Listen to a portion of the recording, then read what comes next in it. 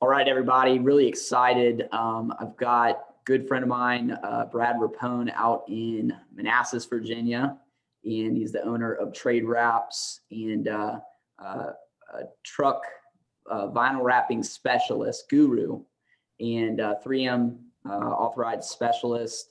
And I'm sure there's probably a gauntlet of other things that I don't know about in the industry that he is very well known for. I mean, there's people that'll have him come out and do coaching and teaching and whatnot in their industry. So what we're talking about today is first and foremost truck wraps for all the moving company owners out there. You know, when you're getting those box trucks, where can you get those extra marketing dollars, and then overall branding. So Brad, really great to have you on. Stoked for this, and we're going to jump back and forth, but just open up, tell everybody a little bit about yourself and your company, Tradewraps, and kind of what you guys do. Awesome. Well, thanks, bud. So my name is Brad Rapone. I'm the owner of Tradewraps. I'm a 3M authorized trainer. I'm a 3M preferred installer, yada, yada, yada. I got like every 3M certification under the sun except but yeah, no, Tradewraps, we've been around. This is like our 11th year in business. We do vehicle wraps nationwide. And we've really dialed in a way to appeal to a company as a one-stop shop for what your needs are. If you need design, we're here to help you with design. If you need us to print and install, we're here to do that. Some people don't need design, some people do. Some people just need the printing, some people need the installation, but we're able to do it all, but we facilitate it nationwide. And we've done this by working with a network of installers over the years, interviewing, meeting people, not just calling up people and asking who the cheapest guy is in your area. Right. We're looking for quality people. And really what we do is we take the headache out of the whole process because, again, you could sit here and call 5 different sign or wrap companies in your area and go through each one of them and waste a lot of time, waste a lot of money. And so we really just take that headache out and we just facilitate the whole job for you so you can focus on your business. Yeah. So you guys are seriously, I mean, you're like just the pit crew for truck wrapping. You just bring it in, and then they're out. That's what we're here for. Very cool. Very cool. Well, tell everybody a little bit, what if, let's just say, for instance, I am a brand new moving business owner, just got kind of embarked into the industry. I'm green behind the ears. I don't really know what I'm doing. I keep hearing about wrapping trucks. I just bought my first 20-foot truck. Tell everybody a little bit about some of the benefits. What are the options here? What can that person do? Well, the great thing is when it comes to like moving companies is you guys have literally the largest billboards besides a tractor trailer out there. Yeah. You guys have the largest billboards on the market, right? They're mobile, they're driving, they're seen every day by thousands, like in a certain, like up here in DC areas where I'm at, probably 30 to 70,000 impressions per day. Yeah. I mean, it might even be one way on 66, who knows? Yeah, right. So when you're talking about like nowadays, when we advertise like on Google and stuff, it's always you're paying per impression, paying per click, so on and so on, right? So as far as marketing dollars, this is probably the best way to get your brand out there and just get people seeing you. As far as impressions go, right? Just that visual. And it's really, correct me if I'm wrong, it's really just a lot of subconscious, like that upfront initial marketing. When we think about a marketing funnel, this is kind of up at the top, right? Where they're just first maybe seeing you. And then when they actually need you, then they think, oh, I've seen these guys all over, right? 100%. But that comes with a great brand. And that's where usually if you were green and just starting off, I would say, look, do it now and do it right. Set aside the money and get a good brand done. Because the brand is the design of, yes, the vehicle itself, but it's also like how your website's going to look. It's going to be how your marketing looks cross-platform. That's the difference between a brand and a design. And these are the types of things that, like you said, it's going to be a subconscious thing. I'm going to keep seeing your vehicle driving down the street and your brand is going to attract me to it. Right. And I may not need your services right now, but after seeing your vehicle on 66 so many times, then when I need it, or if you or somebody else I know needs it, I'm going to be like, hey, I keep seeing these guys named so-and-so. They're the guys, the green trucks. Right. and this thing on the side. And yeah, I'm attracted to it, and I tell you all about it, and you're going to be like, okay, cool. I'm going to call them up. Yeah.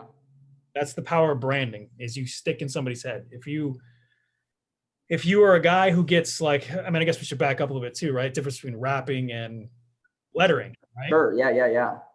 So there are these guys out there that, the cool thing way back in the day was Mm-hmm. you either had a blank truck, and what made you professional was you got some vinyl lettering done. Mm. And vinyl lettering is just solid color lettering or a logo, one color, maybe two color, if you want to get crazy. And they Right. put it all in the vehicle.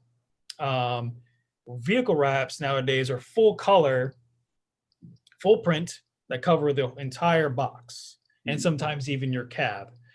And there are some benefits to that, great benefits. Mm-hmm. There's also some things that, in the design realm, if it's done wrong, it's going to actually backfire on you, which is like, usually if you want like flames and all kinds of crazy stuff, and I can't understand what you're trying to sell me, then Yeah. it's going to backfire. But lettering nowadays is not, it's kind of like anybody can get lettering done. You can find a guy in his basement that can cut you out some vinyl letters, or you have a brother that cuts vinyl letters or something, and Yeah. we can get some letters on there, and we can say Bob's Moving Company. Boom. Yeah. And we can be in business tomorrow. Mm-hmm. Or you can go to a professional company and have this designed, printed, and installed so you look like more of a professional company. Mm-hmm. And that's going to play big time when it comes to what kind of customers are you looking for? Mm-hmm. If you're the guy who's going to go with the lettering, which I see plenty of them out there in every industry that we do stuff for, 9 times out of 10, that's going to be the guy that someone calls because they're looking for the cheapest price. Right. If you're the company that gets the branding done, that gets their full vehicles wrapped, that maybe you have some extra things like your logo printed on your boxes or something, a full brand, uniforms and everything, you're going to attract the better customer. Right. Yeah, and I think that a great way to just sum that up is a premium service for a premium price. Like that's, to me, always been the number one business model for, I mean, you put it in a category of those service-based businesses, and there's a lot of them: HVAC, plumbers, movers, Yes. construction guy. I mean, there's so many, and it's that premium service for a premium rate is the best way to go. You never want to be the low baller person, that because you never win, right? I don't know. Maybe I'm wrong. Nope. It's a race. No. I don't think those people win. It depends on what you're in business for. Right. Whole separate psychological conversation. Mm-hmm. But if you're in business to just be in business because you can't do anything else, then you just have an expensive job, and you'll probably just kind of do the bare minimum to keep afloat just so you have a job, and you're constantly having to come in and work rather than your business working for you and you end up growing something. When it comes to a brand, you really want to look like a national brand with local customer service. Right? Yeah. That's a deadly combination. That's, you look appealing to the eye, people want to use you. Yeah. But then you're giving them that like small town, we care about you service versus like, okay, we look really big and look like a national company, but we're going to keep you on hold. You got to call our call center and you're like a number, Yeah. Yeah. People love that feeling of, what's the word? Maybe exclusivity. Yeah. It's kind of getting into that idealism that they are selected, right? Yeah. That there's only a coveted amount of people that got to use our service, and you were one of them. So, people love that. People will spend extra dollars to be in that category. It's like a gym membership. There's, might be 10,000 members at a gym club, and only 1,000 may actually ever walk in there. 9,000 never show up. They just tell their friends at brunch, oh yeah, we're members at such and such. Well, that comes down to the customer experience is what I usually wrap it to, right? The customer's going to feel like they have exclusivity, or that they are your number one customer, even though you have many customers. Yeah. Because of the experience you give them. Yeah. we've been in business for 11 years. Even we adopt this principle as well, Mm. right? We have a array of customers. We do stuff nationwide. We do everything we can to make every customer feel like they are at the top of our priorities. Yeah. Not like, oh, well, you only get this from me. I mean, how often do you guys get repeat business in your industry?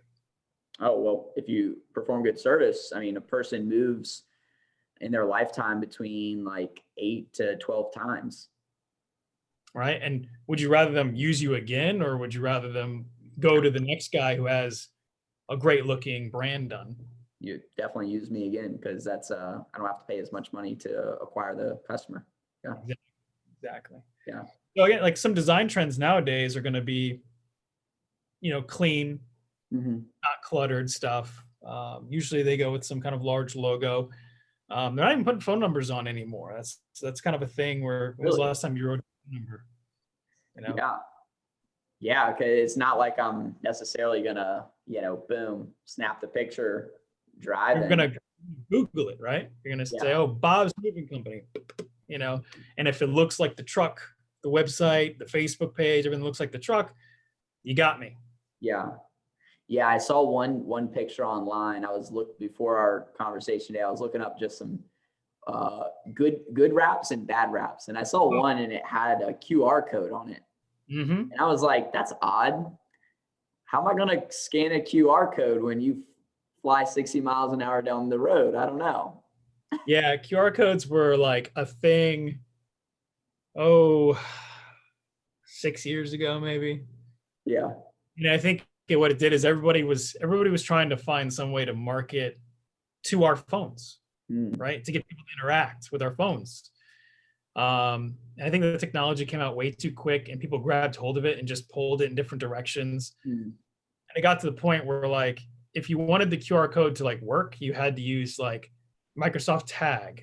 But then to use Microsoft Tag, you had to use their specific Microsoft Tag app. So now if you didn't have that app, it wasn't going to work for you.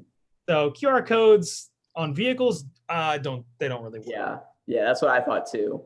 What are some other, what about font and stuff and like, the design being too crowded? I'm sure there's some stuff with that too, right? Oh, of course. Yeah. Anything like when it comes to, we do a lot with HVAC plumbing guys. Mm-hmm. So my analogy for this is always like you've probably seen this before in anybody's neighborhood or anybody's area in the United States. There's always going to be one guy that has fire and ice on their wraps, right? Uh-huh. Now, fire, the ice with a logo, some phone numbers. Maybe they have 2 phone numbers. They got a website. They got a Facebook page. This is way too much. You're never going to read any of that. And you're going to capture my attention, but it's going to be in a bad way. Man, look at that hot mess. Like, oh my gosh. Yeah. Versus a clean design. Like, and that was because there's no extra charge for like how many colors, or if you want photographic images versus like graphical images. So sometimes people feel like they want to get their money's worth. Like, let me just get everything. It's like a buffet, right? Let me just get everything. That's such a good analogy. Yeah. Versus like, let's go with quality. And that's why I say put your money into the design, right? If you can get a nice, clean, attractive design, which is going to have, limit 1 to 2 fonts. Usually they're sans serif fonts. Yeah. Very clean, very easy to read, couple colors. Right. That's going to go flowery, not some big cursive flowery font that from a long way, from the other lane, I'm like, I can't make that out. Right. Nowadays, they're even doing like these mascots you'll see on the side of vehicles. Now it's very popular. Very whimsical, cartoony mascots that attract people in a loving and memorable way. Yeah. But those types of things are what's going to create you a great brand. And as long as it's attractive and we can read it, we're going to love it, right? Yeah. When you got a hot mess going on, it doesn't matter if, not even getting into the technical side of like types of vinyl and everything. It doesn't matter if me or my guys are excellent at installing and printing the wraps. If your design sucks, your return on investment is going nowhere. Yeah. So it starts with the design. As far as the brand part, it almost is like you really need to start at, a pad of paper, right? You need to start with just like the seed bed of branding just starts with a little bit of thoughts, right? And creations, and just sitting down and just figuring out like, what's your core values? Like what type of direction do you want your company, right? Because before you go slap stuff on the truck and spend that money, and before you go brand out your uniforms and you do all this stuff, like you really need to create it. Yes, it all comes from that as well. Colors come from like, well, what am I trying to portray here? Who's my general market? Who am I looking for? You know, how can we play this in a way that could be fun and exciting and attract the customers that we want? And on top of that, you know, again, not only attracting your customers, but a good brand's also going to attract employees. Yeah. Right. We all know that as a business owner, you got people in a group will always talk about employees, right? Having the lettering on your trucks and looking like you're, whether you are or not, you may have the best service in town, and it could just be as simple as that, like Bob's Moving Company. But you're going to attract a certain type of customer. You're going to attract somebody who's looking for a lower price, but then you're also going to attract a lower level employee as well. Yeah. If you want a higher level employee, you're going to want to also attract the higher level customer. And that's going to come with the way we look. We look like a national brand, you're going to attract the better people because they think it's more for security. Yeah. And it almost all kind of ends up circling back to financial budgeting. Do you reinvest into your business? Like that, it comes kind of back to that stuff. Many business owners, we'll sit there and we look at the P&Ls and we look at these numbers and we're like, oh yeah, I get to keep all this money. And it's like, not quite, you know? And I think that's what happens is especially service-based industries, you'll have people that maybe they worked in that industry for so many years, they learned it, and then they were like, man, let me just go do this on my own now, which is an awesome, like I'm a huge advocate for, but they may have never learned some of the business principle side stuff, right? And then they don't realize like some of that money, like just because that's profit, like there's money that needs to go back in and be reinvested. Well, that's if you want to become an actual business. Yeah. That's where that comes from. You can't, every industry has that. We all weren't, or most of us anyways, we weren't entrepreneurs first or business owners first and then started what we did. Most of the time we have done something in that trade and then tried to do it as a business owner. But what we have to learn on the back end, of course, is how to do all those other things besides the operational stuff. Right. And reinvesting in marketing, which is where wraps fall into, is a big thing for that. Yeah. Yeah.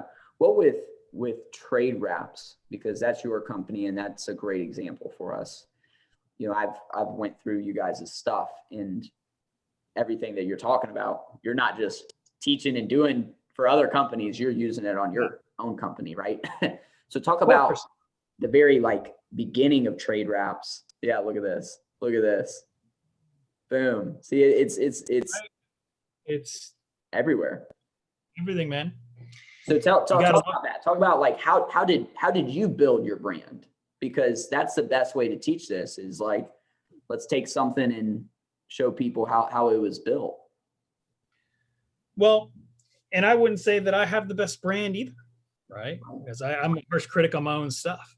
Sure. But you have to, the way you build a brand for this type of stuff is just, again, it's keeping it consistent across the board. When you go to my mask, if I'm wearing this, to the jackets that we have, the uniforms that we have as vehicle wrap guys, which most guys don't, translate to website, Facebook, everything is branded. Our vehicle wraps, our own vehicles that we have wrapped outside.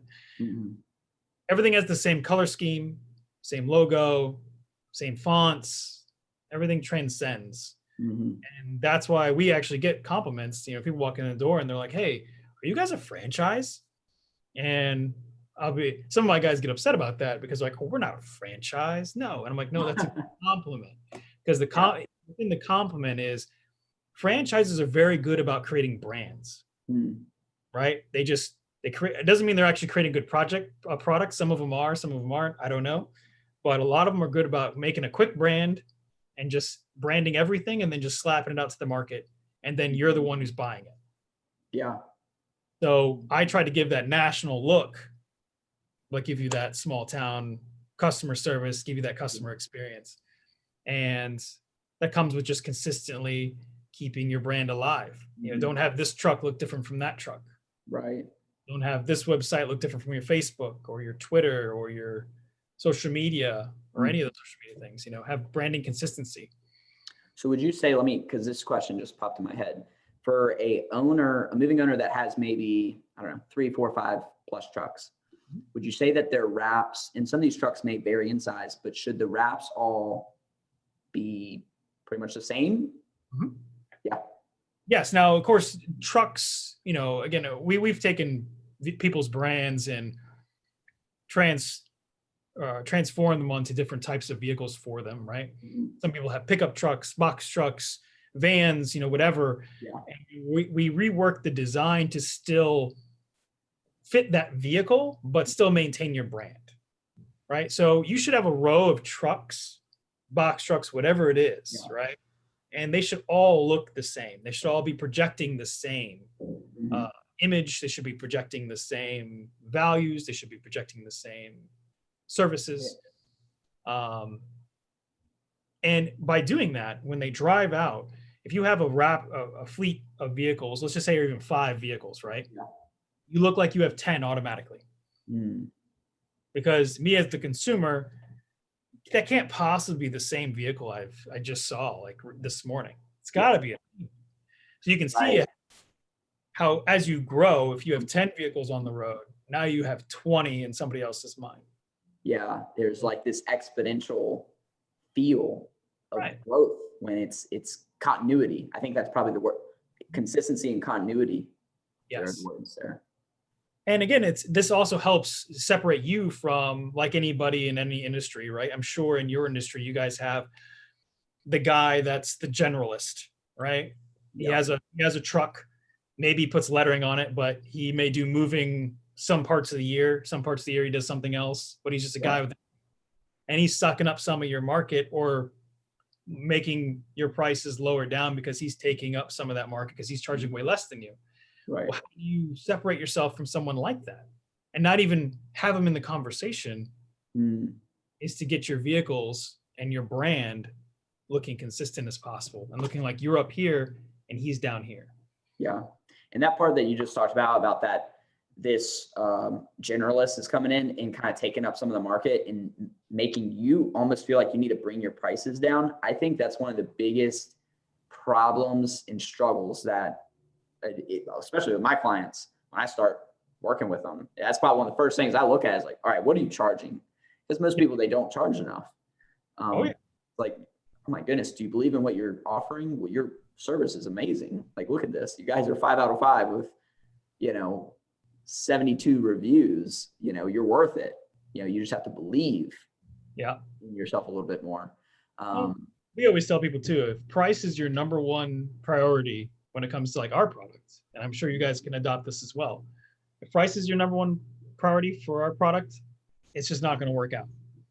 Yeah. Because I'm probably not the cheapest. I'm not the most expensive. It depends on what area of the country you're in. I don't know. But I feel like I have a pretty good, even middle of the road price, and it's fair to me, and I'm going to give you the best service that I possibly can. Yeah. And while we're talking about some numbers. Just give everybody like maybe some ballpark numbers. Let's say, and I think everybody would agree, the most common truck that somebody has is a 26-foot box truck because it's the most versatile. Most of the times, I'd rather have a 26-foot and be able to do 3 bedrooms and below size houses than just have the 16 or 20-foot truck that can only do those apartments and condos. So what is there a ballpark? How does somebody even know what to budget?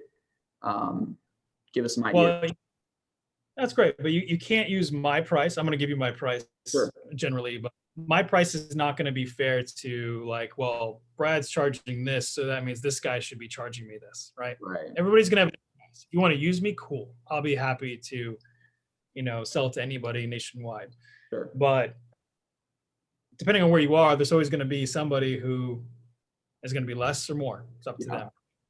So you said like a 26 footer, you said? Yeah. Let's say a 26 foot. So 26 footer, if you did like just the box itself, Sure. nothing on the cab, but just like the front of the box, the rear of the box, and the two sides, you're looking about around $4,500 for something like that to be printed and sold. If you wanted to include the cab on that, then it would be more like 6,000. Yeah. Yep. Went down to like 18 to 23 foot range. You're looking at like $3,700 for the box, and then a total of $5,600 for the cab as well. Yeah. Going down from there, depending on the size box that you get. Yeah. Yeah. And there's a lot of moving companies too. They may have enclosed trailers. They have pickup trucks. They have a sales car. Like there's lots of, all that stuff just becomes different. And all of that branded the same. Yeah. Yeah. Let me ask you this. What is hands down the most important part that gets the most impressions of a vehicle wrap? That's a good question. I would say your logo is what attracts, or you mean a specific space on the truck. Let's talk about a box truck. What space? The rear. Yeah. Yeah. So, all right. So now the next question is, what goes on the rear? What is the game plan there? Again, like any part of the vehicle, you don't want to over junk it. Sure. Don't try to do anything over complicated. You can have fun with some stuff. Like we've seen people like use like the rear as like maybe they make it look like the back door is opening or something. I was about to say, I've seen one of those where the door looks open. The guy it looks like a real person hanging out. And that's fine. That attracts attention. There's nothing wrong with that. Uh-huh. Okay. But you don't want that to overdo your brand, right? You still want to be very clear. You don't want just a guy hanging out the back of the truck and you're like, oh, there goes a guy like hanging out of the back of a truck, but you have no idea what they do. Right. Is this a moving company? Is this a landscaping company? We don't know. It's just a guy hanging out of the back of a truck. Yeah. So you still want to work in there somewhere. You got to have your logo and you got to have at least your website. Some people still want to do phone numbers. It's perfectly fine. There's nothing wrong with that. Just the trends aren't really there anymore. Yeah. That one seems so interesting to me, but it makes so much sense because where we are, right? We're up here in like DC, Maryland, Virginia area, right? And people think that if they have like a 301 number, that maybe somebody in Virginia or DC won't call them because it's an area code. They're like, oh, that guy's in Maryland. Or if they have a 703 number, that somebody in DC or Maryland won't call them. So they just, I do work in these areas. Wherever you see my truck, I'm going to be doing work. So call me. Yeah, that's so true. Yeah. And I even think about me, I'm like, well, my like the number I use for business, it's got an area code that's not even anywhere near here. So sometimes that does tee off a certain thought process to that audience and that customer. What would you say and I know, I think you were mentioning a lot, HVAC companies are sometimes a big part of your business, but what are some really creative things that you've seen just in the past that you guys have done? What's just something unique that maybe a moving company owner, there's HVAC companies over here, but I could take something the HVAC guys are doing and implement it into the moving side, and I'd be the only one really doing it in my industry. So the most unique things are just going to be the way that their logos and that their avatars or their mascots are made up and the way they intertwine with the design. Because at that point, your logo should be the forefront of what I'm looking at. The stuff in the background is just the stuff in the background. So everybody's going more sleek looking and not as cluttered. So it actually looks like it almost looks like they're getting less. Yeah. Right? It's do less. Yeah. Keep it simple, stupid, right? Right. Have a great looking, clean logo. And if you want to jazz it up any, people are like in the HVAC plumbing world, they're doing more of these mascots, these avatars, which are more of these like cartoony, giving more of like a personality to the brand, right? There's a lot of that out there. And that's what I would say what you could then translate to any industry, really, anybody with a vehicle, because you want to attract those people, you know. And again, like who would you say calls you consumer wise? Is it a man or a woman? Most of the time it's going to be the female. Yep.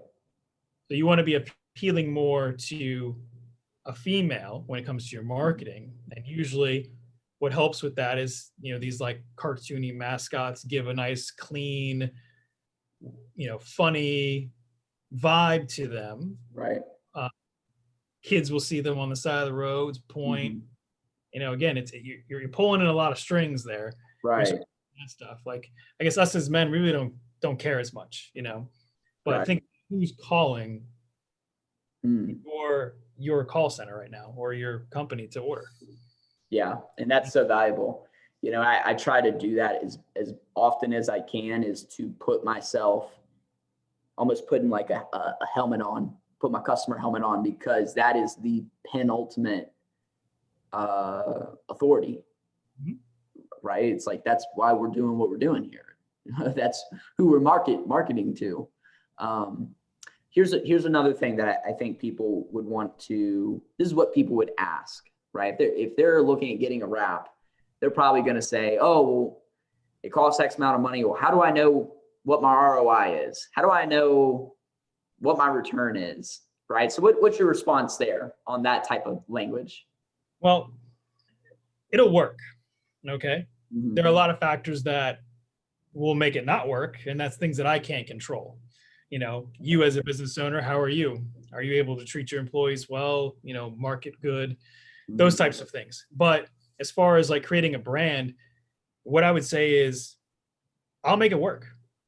Your return on investment, there's plenty of research out there. It's hard to monetize the actual investment on any brand or any vehicle wrap, because it just goes in so well with your general marketing, or it goes so well integrated with your company in general. So it's hard to say like, well, my vehicle wraps have gained me X amount of revenue per year. But there's been plenty of people that have shown significant growth from having a new brand like this, to just attract better customers.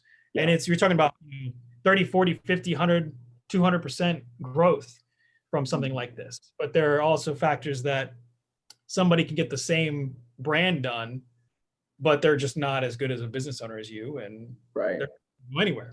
But if you're a guy who's hungry and is trying to grow his business, and you really want to go to that next level, you have to get a good brand done. It's just going to help you so much. Yeah. Here's another question I think would be helpful for people.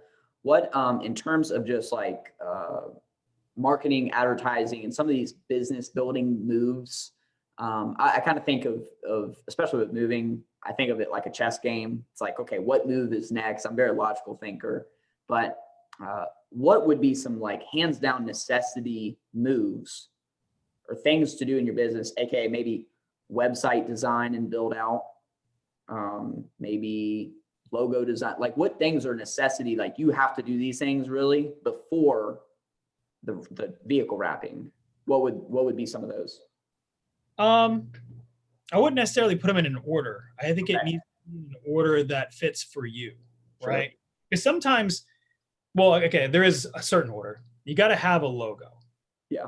Everything needs to revolve around this. Okay. It's like, I can't make you a vehicle wrap design without a logo. And if you need help, again, making a logo, we can do that as well. But we can't make you the vehicle wrap design and then go back and make you the logo. Do you know what I mean? Right. Like, you have to make the logo first, because parts of that will integrate to your uniforms, your website, your vehicle wrap. I mean, everything revolves around a logo. So I would start with a logo. Yeah. Then, you know, I'd go with your biggest billboard would be to get your vehicle wraps done. Because, and that's not me being selfish and telling you because I do vehicle wraps, but sure. Yeah. If it's going to be driving around, even if I said, hey, let's get uniforms done first, right? You can't see me driving around the truck. You see the truck. Yeah. You definitely want to get, uniforms Definitely want to get your vehicles wrapped. Anything that the customer will see. Mm. So, one thing that I think we as business owners get away from is um, we fall in love with our own product, Mm. not fall in love with what our customer wants. Mm. And so we have to think about how can we just keep in front of our customers, right? And vehicle wraps can be a great way. We know, yeah, you can get your uniforms done. I mean, we're doing masks, everybody's wearing masks now. So again, this is something that if you're going to go in a customer's house, start moving vehicles, or moving boxes and stuff out of people's houses, you're going to want the customer to feel very comfortable with you being there. How can I do that? Well, I can have my guys wearing masks. Do I want them wearing just any masks, or do I want them wearing branded masks? Right. Again, what would a national branded company have? They would have a branded mask. Yeah. Exactly. Yeah, and I think that's really, and probably one of the biggest probably take homes on today's talk is that goal of looking like a national brand, being that top shelf image, but then on a personal level, connecting, and the relationships part being local in that type of feel, because like you said, that's that's a deadly combination, right? So what would you say are some traps? What are some like very common mistakes when it comes to, okay, I'm a moving company owner, I've got a couple trucks, haven't got them wrapped yet, I'm thinking about it. What are some common mistakes that people make? And we've talked about some of this, so some of it, don't reiterate, you don't have to kill the bird with two stones, but I know there's some that we talked about on the phone call the other day. So traps are going to be budgets, right? We all have budgets as business owners. Have an actual budget. Yeah. Okay. If you don't know what your budget needs to be, call around, get a few quotes, figure out where you need to be, and make the best decision. I always ask customers when they call, if I give them a price and they're like, yeah, that's too much. I'll say, well, what was your budget? I don't have one. Well, then why is it too much? Yeah. Because again, maybe I can help you have a different way to meet a budget for you. So always have a budget first. I would definitely pour as much as you can into your branding side, which could end up being about, anywhere between 3, 5, 8K, something like that. Just into branding. That's just design. That's not even anything physical monetized from it, right? The other kind of traps is to, just like with your industry, generalist versus specialist, my industry has plenty of that as well, right? I'm a vehicle wrap guy that does vehicle wraps. I'm not a sign guy that tries to do wraps. Right. So when you're looking for a design to be done, sign guys are great for making signs, right? They're great for making banners. They're awesome at it. As far as creating a brand for you, probably not so much. But they will have a cheaper price on making sure that you can get a vehicle wrap done, but it won't be the best thing for your return on, right? So have your budget, look for someone who specializes in what you want to do. So in my case, for instance, I do have the avenues to create branding for you. And we'll do that. If you have a logo, you just want your vehicle wrap design, this is what I do all day, every day. We can accommodate that as well. If you're going to get your vehicle wrap produced and installed, again, sign guys are great for doing signs. Not necessarily, they're not all created equal, right? They don't always do vehicle wraps. Having an indoor space where they can produce these wraps and install them to maintain warranties and things like that. You have to make sure that they're using the correct material. There's a lot of materials out there that are off name, brand name stuff that doesn't really have warranties, or can, even if it is the best stuff, it can also be installed incorrectly. So if you see them installing box trucks outside, probably a sign you should not be using them. Yeah. So let's talk, because that made me think too of like, what's the lifespan on a wrap? And I'm sure it would just depends how they do it, what materials they use. But let's just say if you guys, with your systems and processes and products, we're going to do a wrap, what's the lifeline on that? Again, it all depends on what part of the country and how well you take care of it. But as an overall general thing, you're going to get about 5 years out of it. Okay. And when it's done, we should be able to peel it off cleanly. And you can either sell the truck or you can get it rewrapped, up to you. Yeah. But 5 years is pretty good for, I mean, if you do the math on what 5 years on, if you paid $4,500 to get it wrapped, I mean, if you broke that out per month, what, like 40, $60 a month in advertising over the course of 5 years. Yeah, you're definitely looking at that 5 years. Installed correctly. It needs to be printed with the right inks and have laminate on top of it, you know, those types of things as well. A lot of product. And that's really perfect because really the ideal, this is helpful for owners, helpful for you too, but if you buy a moving truck, most people aren't going out and buying a brand spanking new truck right off the lot with 0 miles. You're buying it after it has, it's been used a bit. Maybe you buy it off of Penske or U-Haul or Budget, and it's got 150,000 miles or whatever. Yeah. You may buy the truck at 250,000 miles from some other local company. But most of the time, like, we recommend, hey, use a truck for 3-4 years and then get rid of it. Because if you use it too much longer, it's going to depreciate so hard because there's a depreciation curve to it, and you're not going to get as much money out of it. So really these wraps kind of fit perfectly in there. You rock that thing for 3 to 5 years and then switch over. Some people complain about why is it not more than 5 years? Honestly, for the service industry, most service industries, people keep their vehicles between like 3, 4, maybe even 5 years, right? If you're keeping it for longer than that, cool. That's great for you. There are some other options, like there's some upgraded laminates that will help keep it to last longer, but they're not worth the money in some cases. Right. So, it fits perfectly in most service fleet spaces. And, when I say fleets, to me, it just means more than one. Right. We're not a guy that's like, oh, we won't talk to you unless you have 50 vehicles. No, we talk to anybody who has 1, 2, 3, 4, 5, 20, 50, 60. It doesn't matter to us. Yeah.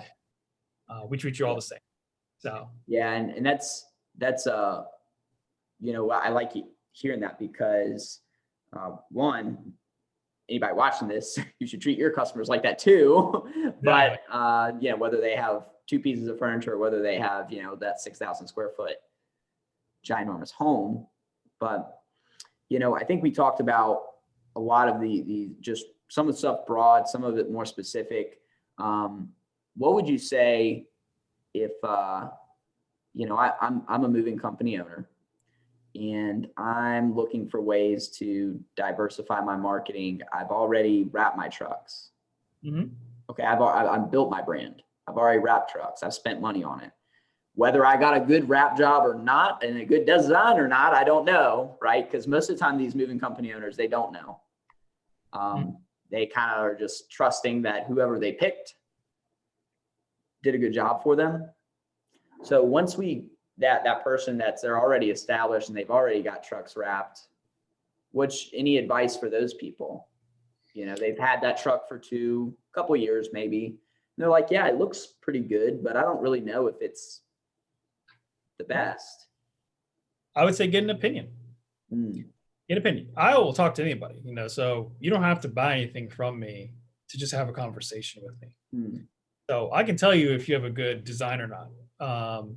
And most of that's going to be opinion. So if you like your design and you're cool with it, then leave it.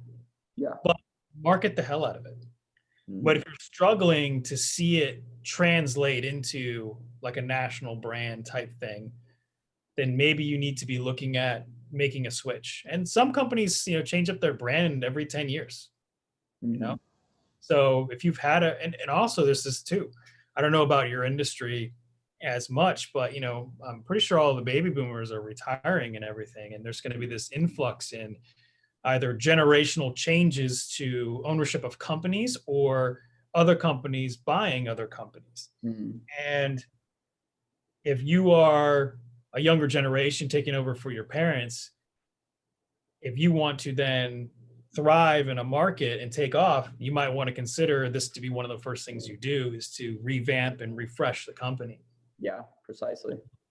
Because it also adds great value when you're trying to then turn around and sell your company later. Yeah. Having a nice clean brand over X amount of years with profit is more appealing to somebody than that just has a couple letters on the side that says moving. Yeah, that's sometimes the thing that I really stress a lot too, is some business owners are always thinking about the money, that what's the cash flow right now. And that is don't get me wrong, that is a very, very important number. But there's also, at the end of the day, there's going to be an exit strategy, whether you pass it off to family, you sell it to the highest bidder, or whatever. If I can increase the value of my company, I want to do it, because that's the same thing as me bringing in more customers. It's more profit. There's more money. So I know, we were talking about, we were going to kind of wrap up this talk with, some things that are just outside of wrapping and whatnot. But one thing I was thinking that I thought would be cool to ask you, Brad, is outside of your specialty in vehicle wraps, what is the other form of marketing and advertising that you personally have a lot of confidence in? There's a lot out there, especially with just online. It's just a lot of stuff. So what do you have a lot of confidence in right now? I like trade shows, my man. I like to be personable with people. I like to make connections. And I think a lot of us forget about that. And we get into this like, well, how many people can I call in a day? How many spam emails can I send in a day? And we kind of lose that human connection. Yeah. Right. I like to talk to people. I like to get in front of people. Trade shows are difficult right now because they're all closing down due to things that are going on. Sure. Yeah. But how else can you get in front of your customers right now and give that personal touch? Is what I usually ask myself. Right now, we're trying to do Zoom calls. We're trying to reach out to our customer base every month and just kind of, make that personal connection with them. Yeah. In front of them any way we can. Maybe we'll send them some masks or two, who knows? Right. But yeah, that's really other form of advertising I do. I do Google marketing, do SEO. I hire a company to do that because I hire a specialist, not a generalist. Yeah. I'm not that great at it, so I make sure that they are good at it and they can do it to get my return on investment. So, but other than that, trade shows, man, it's where I love to do my marketing. And I think for moving company owners listening at this, one, the most valuable part of what Brad, you just said was you have a few things. You don't try to do everything. You don't try to throw a dart at every corner of the wall, but you know that there's a few things that work really well, and you double down on your strengths is what I'm hearing.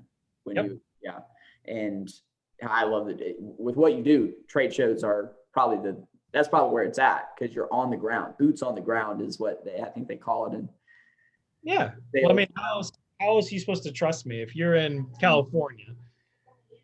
Why would you use me?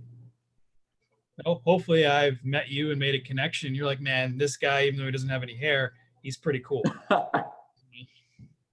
Yep. Yeah. And when you have that, and then the next segue is really, and this is where separates good businesses, in my opinion, from great businesses.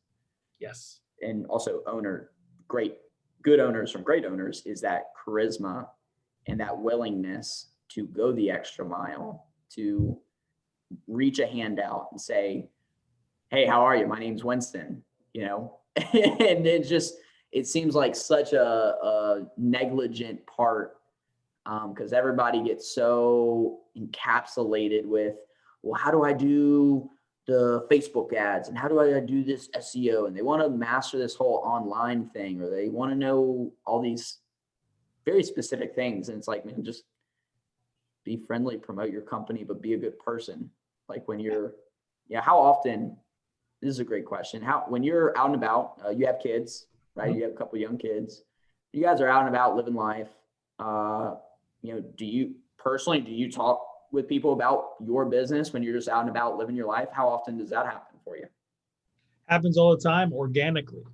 Mm-hmm. And that's where the brand comes in, because I'll have my Tradewraps jacket on, like, we get these Nike jackets, just a small logo, or I'll have a hat on or something.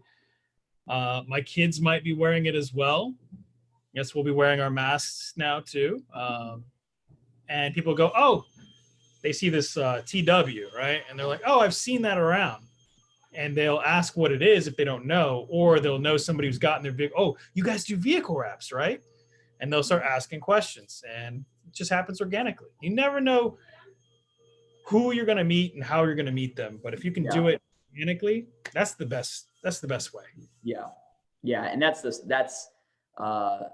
and I love hearing that answer and that commentary there, because that is 100% how you want it to happen. You want it to happen organic. You want it to be, nobody wants like the opposite of that. Nobody wants to feel like, okay, like, dude, I'm trying to like eat a pizza here, get away from me, kind of thing.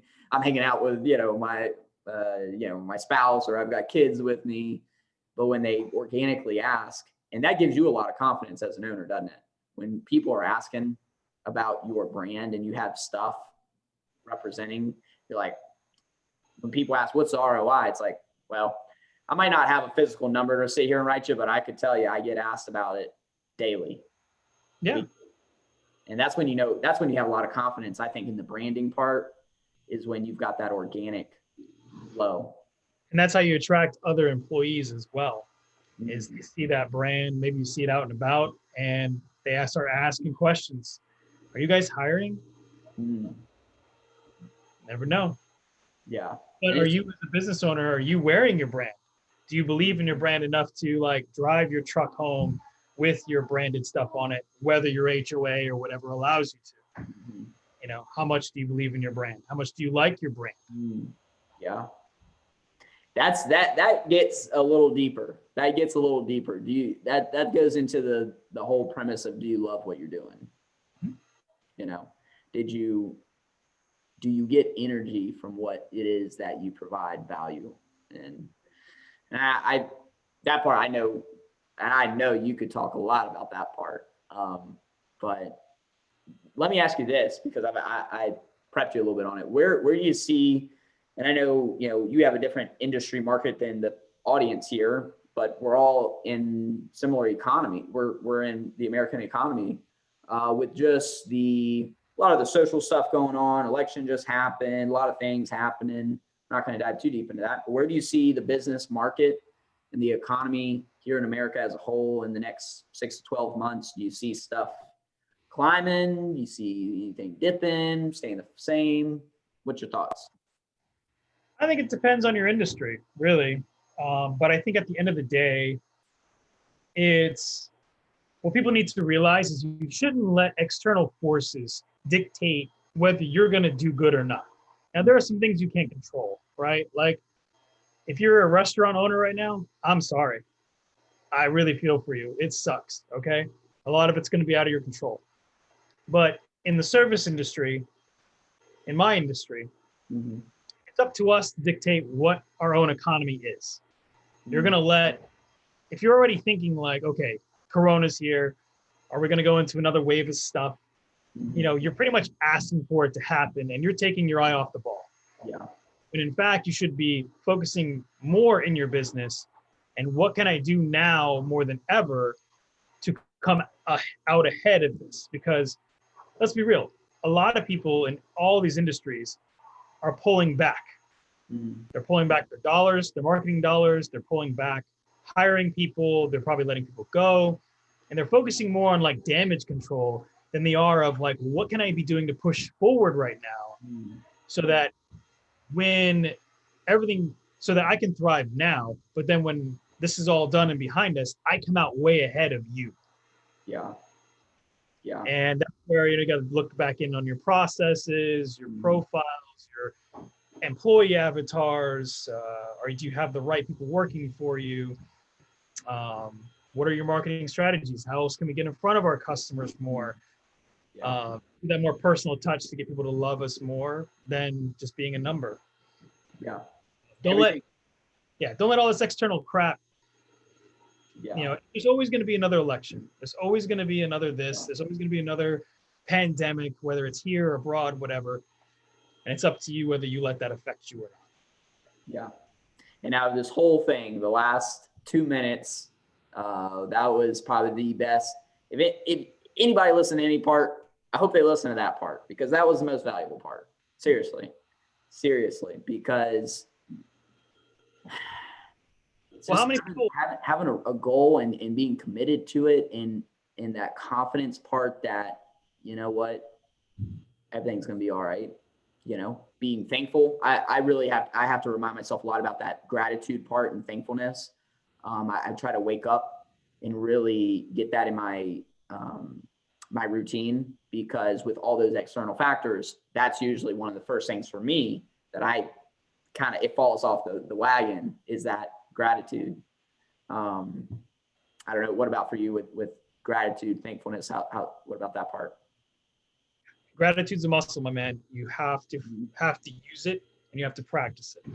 So I have a miracle morning. I don't know if you guys read the book, The Miracle Morning. If you haven't, do it. But I do mine in the mornings, and having gratitude every day allows me to look at the best in everything. So yeah, you got to have it.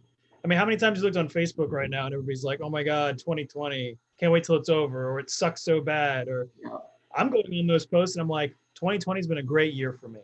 Yeah. I've done this, and this. And people will be like, oh my God, you're literally the only person that has ever said that. And I'm like, well, get around winners then. Yep. Get around the people that are winning. Yep. Have a great 2020. 2021 ain't gonna be any different than 2020. It's all about how you make it. Yep. Such good advice. Well, Brad, and we mentioned, we'll reiterate here, you guys will travel. You guys have the capabilities to do truck wraps pretty much all over the country. Am I right? I know I'm sure there's details to that. What is the best way if one of the viewers here that end up watching this, they're like, man, I really like this bald-headed guy. This guy sounds really cool. How does somebody get in touch with you? How do they, if they want that opinion, if they want just a quote, how do they find you? A couple different ways. You can reach out to us on any of our social media outlets. Tradewraps is what it is. And we also have our website, tradewraps.com. You can also send me an email personally if you'd like. I'm at brapone, BRAPONE, at tradewraps.com, and I'll give you some unsolicited advice. Very good, very good. And what we'll do when I post this video, we'll in the description part, we'll put a link over to you guys' website and some of your contact info. That way people can find you and whatnot. And I mean, Brad and I have only known each other for a relatively short period, but I can tell you that we're going to know each other for a long time, because like he said a couple minutes ago, get around other winners, people that are looking at the glass full, full, not empty, and looking at life as how can we march forward? How can we be progressive, and how can we be better at the things that we're doing, instead of looking at all the negative things and looking backwards? Because what I know is that my front windshield is much bigger than this little one that makes me look back. Right. I'd rather take a couple steps forward instead of trying to pedal back. But Brad, this was awesome, man. This was great. You dropped some bombs there at the end. That was cool. Well, we will have to do this again in some other capacity. But again, if anybody needs to get in touch of Brad with Tradewraps, it'll be in the description. And go forth and conquer. And we'll see you guys at the top. All right.